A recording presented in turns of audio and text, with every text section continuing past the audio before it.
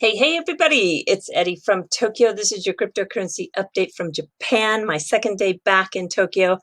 I'm getting adjusted into the time zone. It takes a little while. I was up at 3:30 a.m., but hey, I want to get this quick video for you out there because I'm going to prepare later on this afternoon for Ripple's Matt Hamilton.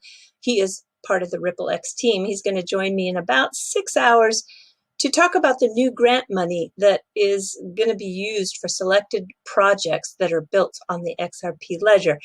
But this video, I'm going to tell you about the breaking news from Facebook Diem. I was so surprised. And I was also going to share with you the first thing I'm going to be doing when I get my FLR or Spark token. That airdrop is coming very soon, the end of June, the beginning of July, and I want to tell you exactly what I'm going to do. Why JP Morgan should be very concerned about DeFi. And there is some big news from PayPal, and Apple is building out an alternative payments ecosystem. And is crypto mentioned? Of course it is. All right, first, I want to talk about Julia. I talked about her yesterday, too, because she's one of my favorites. She's at CNN.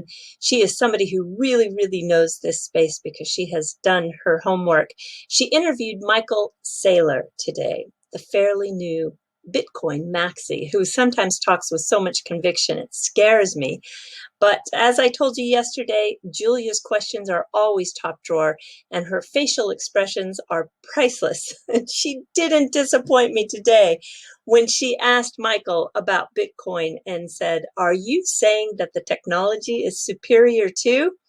And Michael answered, "It is." Well, within 1 second, Julia's head tilts, and that look that captures her intelligence is right there on the far right. Yeah, this is part one of two parts that she uploaded on her Twitter feed. And I do want to play for you just a short portion of part two because it's very interesting. And why it's interesting is because, well, the shareholders are quite happy with MicroStrategies. I mean, his stock is up 4x since they started to go down this path of spending their treasury on Bitcoin. But also, too, I want you to listen very carefully to how the narrative is being crafted. Oh, so carefully. Yeah, undoubtedly, it's going to bring some new debates. I'll explain. And I really look forward to those new debates. I think it's going to be so interesting. So listen carefully for the statement of recycling stranded energy. Okay. About is what we're seeing in China, and actually just the news from Iran as well with the challenges they're having with their electricity grid. How quickly do you think perhaps mining, which tends to be, and we believe is far dirtier, that goes on in China and places like Iran, how quickly do you think that shifts out of those nations and comes to places where it is far more easy perhaps to use more renewable sources of energy to power these computers? You know, I think the industry is maturing. There is clean, renewable energy in China through their hydroelectric dams, and it's a great success story. We're using energy coming off of dams that otherwise would have been wasted and lost forever to the world. There is dirty coal in China. The Chinese have their own environmental goals, and they're working to clean up all of their emissions. And so it's not surprising to me that they're driving for clean energy. In Iran, the story is they're shutting down illegal Bitcoin miners and they're supporting legal Bitcoin miners. It's just a regularization or normalization of the industry. And I think that there's a dynamic where a lot of hash power will come to the U.S. and will come to other parts of the world. The network is fault tolerant, and so it's going to adjust. And clearly, as expensive, dirty energy comes offline, more and more of the hash power switches to clean, sustainable energy, and that's a great thing. And any jurisdiction that doesn't support mining will drive the hash power of the jurisdictions that do support mining. Bitcoin is a solution to anybody that has cheap, renewable energy but doesn't have a customer for it. And Bitcoin is the greatest customer for renewable energy in the world, in the history of the world. There's definitely a lot of custom. I agree with you on that point, Michael. Very quickly, throughout this period of volatility, did any shareholder, did any board member turn around to you and go, "Michael, what have you done to us?" Our shareholders are delighted. Our stock was trading at $120 a share before we announced our Bitcoin strategy. That's a good point. On a You're bad right. day, it's up 4x over where it was before we went down this path. Yes. Bitcoin is hope for 8 billion people, and it's hope for every company on earth. It's a good thing. It's recycling stranded energy. It's revitalizing companies, and it's revitalizing investment portfolios. There's some volatility that comes with it, but again, volatility gives us vitality. It's a great technology in order to convert energy into prosperity. Vitality and a bit of stress and accelerated heartbeats as well at times. Michael, great to have you with us. Michael Saylor, the CEO of MicroStrategy. Always great to talk to you. Thank you.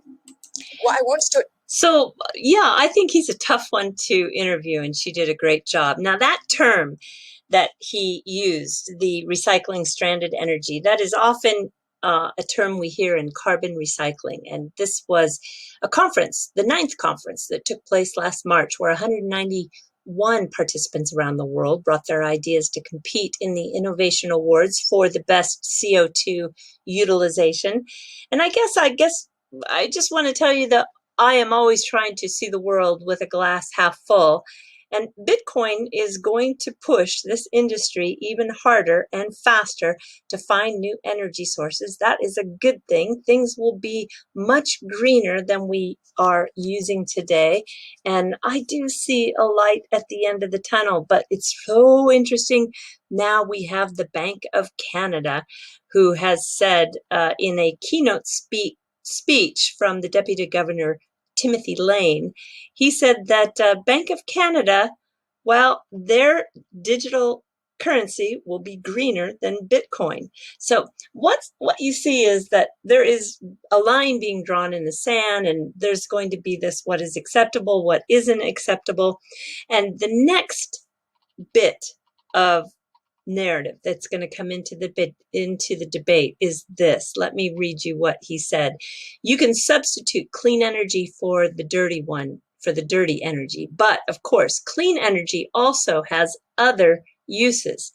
And if you use an extra gigawatt of clean energy to mine Bitcoins, that's a gigawatt less that is being used for some useful purpose. So you know where he stands. He doesn't see the mining as useful at all.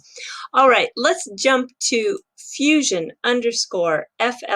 They are going to be a signal provider for the Flare token, and this is going to drop very soon, end of June, early July. And sometimes it's interchangeably called Spark. So Spark is going to really be one of those amazing tokens that is going to provide you a means to receive gains in the way back in crypto right away if you're ready. So the question was posed after the airdrop: do you sell your FLR or Spark to buy XRP, or do you do nothing? Or do you sell Flare for a new coin, or do you buy more FLR? Well, I can tell you none of those fit my strategy. I'm going to first delegate my votes, then I'm going to add some to liquidity, and then I will accumulate and I'll learn and act on all the future offerings, because we are going to see a lot of future offerings, which really puts the legacy banking into perspective. Jamie Dimon of JP Morgan, he was bragging that he only charged about 1.5 billion in overdraft fees during this economic crisis instead of the 2 billion that they usually take from customers each year. Can you believe that? They waived the 400 minimum in overdraft fees, but still, look at that. I just can't believe it. 1.5 billion in overdraft fees. This is part of the legacy system that's going to disappear with DeFi. And Cellulus Network, they're paying out 1.5 million per day in interest to customers. Yeah, welcome to crypto. Crypto. Hashtag do good, then do well. I love that. All right, big news, everybody. PayPal is going to let customers withdraw their cryptocurrency. Can you believe that? Yet again, welcome to crypto. And a big shocker, just after a couple of weeks that the Facebook DM announced that they were going to move from Switzerland back to the United States and partner with Silvergate Bank to issue its stablecoin, DM said yesterday that it's going to fade out its stablecoin if the Fed issues a central bank digital currency, which is known as the CBDC. Wow, I have to tell you, I was really, really shocked. And for all of you that were listening to the speculation that it was going to be built on the ledger, well, Facebook has been building its own blockchain for months upon months. It's called DM Core, and you can even go to GitHub and see all the almost daily commits on the software. And here in the press release, it was said by the Silvergate CEO, Alan Lane, when Facebook announced their partnership, "We believe in the future of US dollar-backed stablecoins and their potential to transform existing payment systems. We're inspired by DM's technology and commitment to build a regulatory compliant payment system that offers a safe and secure way to move money." So I really have never thought that they were going to be on the ledger. And also, too, for those of you who thought that they might use Silvergate's technology, well, in April, it was made very clear that they have built their own. They built their own internal platform, and it was developed by Silvergate Bank. So I just never bought into that possible XRP ledger. The ledger is going to be used for so many things, but I'm telling you, not everything is going to run on the ledger. Just to understand the size of Silvergate's transaction network, they handled 166 billion in crypto deposits for customers like Coinbase, Gemini, Kraken, and the Japan, Singapore-based Liquid exchange. These are just 4 of the 88 institutional investors and 38 other crypto customers that they have. It's a massive, massive payment network. It is called the Silvergate Exchange Network, SEN for short. All right, on this way out in this video, let me just tell you that, well, crypto is coming to Apple. They are looking for a new business development manager for an alternative payment system, and they're hoping to find someone with a little bit of crypto experience. Yeah, it's just crazy, isn't it? All right, everybody, we're jumping to some fluff, and I want to tell you that something very, very fun. When you can finally get here, which I hope is soon, you will be able to, should you want, rent one of these kaiten belts. These are these conveyor belts for your own sushi home party. So if you go to Kappa Sushi, and the reason why I want to tell you that is because it is probably Japan's easiest place for foreigners to eat sushi, and it's very, very cheap. And you know, it's not bad. It's really not bad at all. You can see this whole selection here. You can get 2 pieces of the onigiri style, which is the you know, on the gunkan style, like you see here on rice, for just $1. Yeah, 2 pieces for $1. And if you don't see what you like that goes around the conveyor belt, or you're picky and you want to get something that's freshly made, no problem. They have these very convenient tablets where you just put your order in and it will be at your table in a matter of moments. They're really, really fast. And so they're also very well known for the enormous size of sushi. It's a little bit too big for me, to be honest. But I think people who have a big appetite and like to stretch their money, this is really one of those fun, cheap, easy places to go. So popular for families, young families with kids. It's just usually packed with families and kids, but it's a great way to go out for dinner. And that I'm going to show you the logo so you don't forget. If you want to keep that in your notes for when you are able to travel to Japan. This is Kappa Sushi, and Here you go. This is their really quick commercial that you can find on their Twitter page. I'm going to put their Twitter page in the description below if you just want to see all the mouth-watering sushi that's available there.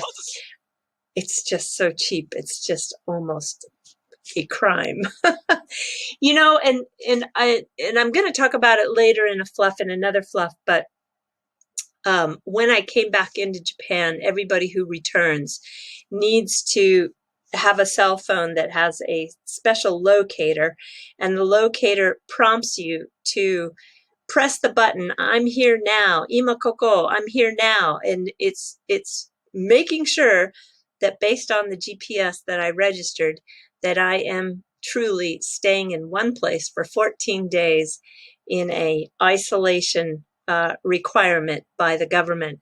And it's just crazy. So not only do I have to keep this phone next to me, and when it prompts me to push the blue button that I am here, I have to do it very fast. And if I don't, I can actually even risk losing my permanent residency. And in addition to the phone, I also have to answer a questionnaire that comes to me via email every day. I tell you, this is just a crazy world that we're living in. All right, everybody, do take care. Sayonara for now. Bye-bye.